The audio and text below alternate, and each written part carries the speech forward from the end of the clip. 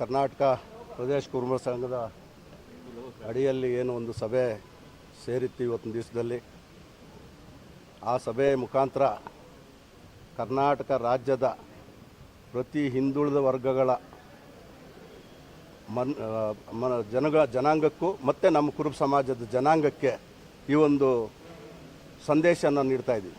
ಕಾರಣ ಇವತ್ತೇನು ಕಪ್ಪು ಚುಕ್ಕೆ ಇಲ್ಲದೆ ಆಡಳಿತ ನಡೆಸ್ಕೊಂಡು ಬರ್ತಕ್ಕಂಥ ಸಿದ್ದರಾಮಯ್ಯನವ್ರನ್ನ ಇವತ್ತೇನು ಬದಲೇ ಮಾಡಬೇಕು ಅಂತ ಹೇಳ್ಬಿಟ್ಟು ಏನು ಹೈಕಮಾಂಡ್ ನಿರ್ಧಾರ ತಗೊಂಡಿದೆಯೋ ಇಲ್ಲ ಗೊತ್ತಿಲ್ಲ, ಊಹಾಪೋಹಗಳಲ್ಲಿ ನಡೀತಾ ಇದೆ. ಆದರೆ ಒಂದು ವೇಳೆ ಆ ರೀತಿ ಆಗಿದ್ದೇ ಆದರೆ ಕರ್ನಾಟಕ ರಾಜ್ಯಾದ್ಯಂತ ಹಿಂದುಳಿದ ವರ್ಗಗಳು ಮತ್ತು ಕುರುಬ ಸಮಾಜ ಉಗ್ರವಾದಂಥ ಹೋರಾಟನ ಮಾಡ್ತೀವಿ.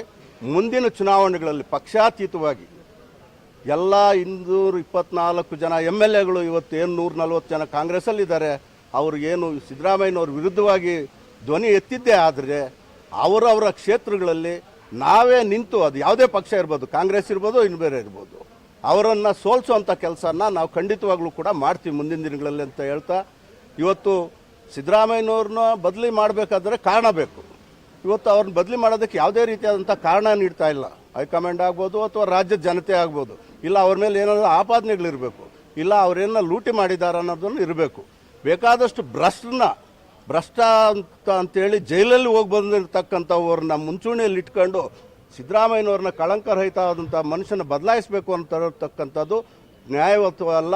ಇದು ಯಾವುದೇ ರೀತಿಯ ಕೂಡ ಯಾವುದೇ ಹಿಂದುಳಿದ ಜನಾಂಗಗಳವರು ಯಾರೂ ಕೂಡ ಇದನ್ನು ಒಪ್ಪೋದಿಲ್ಲ ಅಂತ ಈ ಸಂದರ್ಭದಲ್ಲಿ ಹೇಳಕ್ ಬಯಸ್ತೀವಿ. ಕಾಂಗ್ರೆಸ್ಗೆ ಮುಂದಿನ ದಿನಗಳಲ್ಲಿ ಮತವನ್ನೇ ಹಾಕೋದಿಲ್ಲ, ಬಹಿಷ್ಕರಿಸ್ತೀವಿ. ಇವತ್ತಿನ ದಿವಸದಲ್ಲಿ ಏನಾದರೂ ಸಿದ್ದರಾಮಯ್ಯನ ಬದಲಿಸಿದ್ದೇ ಆದರೆ ಅಥವಾ ಏನು 140 ಜನ MLAಗಳಲ್ಲಿ ಯಾರ್ಯಾರು ಅವರನ್ನ ವಿರುದ್ಧವಾಗಿ ಹೋರಾಟ ಮಾಡಕ್ಕೆ ಹೊರಡ್ತಾ ಇದ್ದಾರೆ, ಅವ್ರು ನಿಜವಾಗ್ಲೂ ಕೂಡ ಆ ಒಂದು ಇವತ್ತು ಏನು ಇದಿದ್ದಾರೆ ಅದನ್ನು ಮುಂದಿನ ದಿನಗಳಲ್ಲಿ ಅವ್ರು ಪಡಬೇಕಾಗ್ತದೆ. ನೀವೇ ನಿಂತು ಅವ್ರನ್ನ ಸೋಲಿಸುವಂತ ಕೆಲಸ 100% ಎಲ್ಲ ತಾಲೂಕುವಾರು ನಾವು ಹೋಗ್ತೀವಿ.